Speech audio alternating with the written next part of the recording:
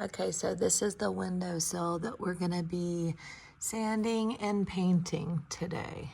Most of you guys would see this and just think to go grab some paint and then just, you know, touch that up, but do not do that, because if you do that, it will start cracking and peeling within no time. So it is best to sand this down, and yes, you're going to prime this first. Now, when you get to the corners, you can see that there's a little bit of touch up we're gonna need to do on the wall paint right there, because that right there will drive me crazy. All right, this other side, let's check it out. Okay, this side's got like a little bit of cracking on the paint. Again, I'm probably gonna scrape that off and then give that another good coat of paint. This one over here has a lot of paint chipping off of there right there. Crack I need to fix right there. That's a terrible job.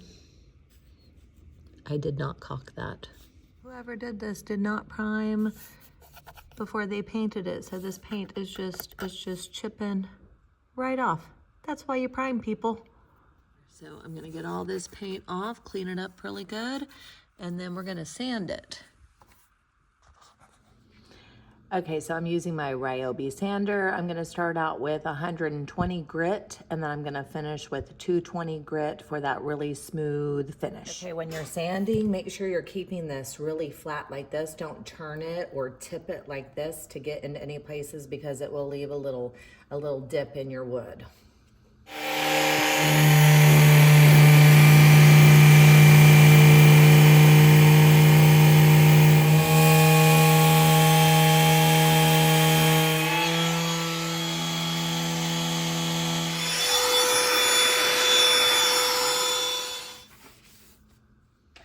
All right, I've got my short hook Wooster brush. Make sure you have an angled brush like this, and I like the short one because you can just hold it better. Now, I don't have any painter's tape, so if you did, and I don't usually use it, but you could tape this off right here so you don't get any paint on your window frames.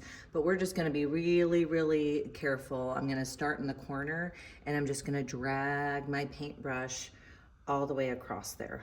See if we can get a perfectly straight line. Go back and pick up some paint that's maybe pooling. You want to just pick that up and drag it across.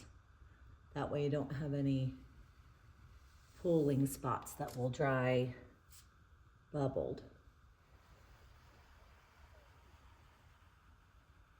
You don't want to get too much paint on here.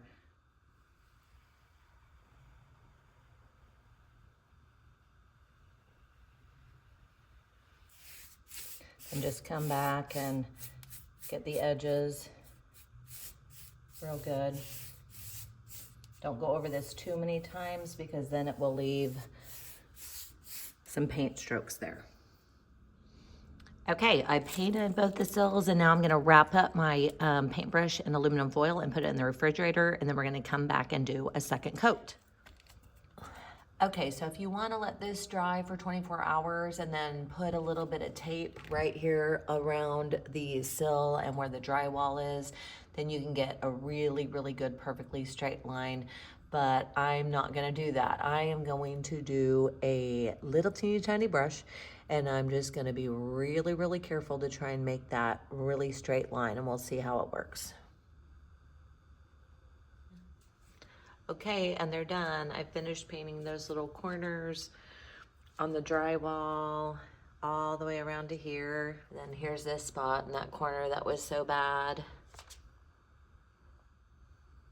All right, looks great.